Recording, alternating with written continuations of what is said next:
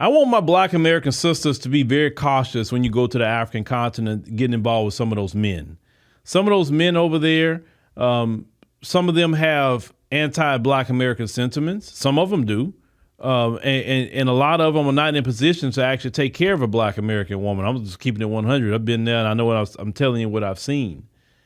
And it's a lot different when a woman goes over there looking for a man versus what a man is doing if they're looking for a woman. Now, this one Black American sister, she was caught on, but she was actually going to get visa scammed, right? Now, I want you to hear exactly what happened with this sister when she went to Ghana. This is how I found out my friend from Ghana wasn't really my friend, and he was trying to fake a marriage with me to get a K-1 visa to live in the United States. Now, I've actually been to Ghana twice. What you're looking at is my first visit. That visit went fine. It was the second time I realized what he was doing because he kept making really snarky comments about Black Americans, especially Black American men.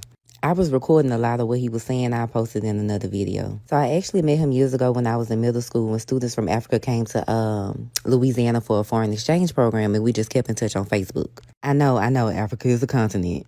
Now, the first trip, we did different things. I tried different foods. I learned the culture. I really immersed myself. Now, the second trip is where shit got weird as fuck. Now, in this trip, he kept telling me about his cousin who lived in Tennessee who married some older white lady, and now he live in the United States. He called the cousin who lived in the States and put him on the phone with me and was like, yeah, tell her about the K-1 visa process. I'm like, the K what? Now, initially, this trip was for me to come and go to one of his cousin's weddings with him. So we was looking at wedding dresses when I got there. I mean, he got my hair done. But this when the trip started getting really, really weird. I'm going to let y'all listen. You okay? Yeah. Now, pay attention. This when he started asking me about some visa documents. He sent me the document. Who, me?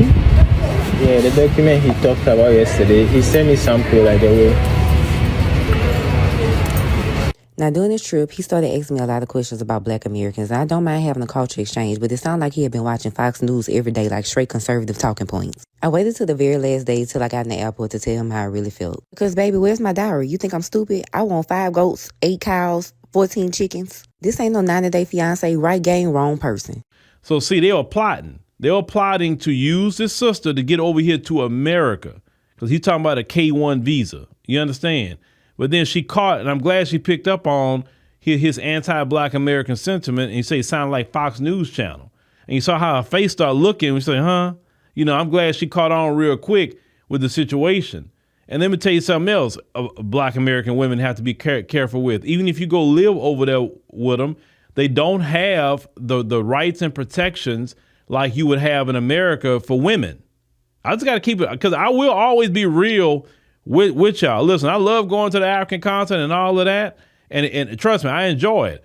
But it's certain things that's not there for women. And if you're a woman by yourself, see, it's different if you go with your husband or your man or whatever from America and y'all go over there. It's a different situation completely, because they look at married women a lot different. They look at single women over in a place like that, right? They got a little bit more respect for married women, because they'll be like, oh, well, she got a man.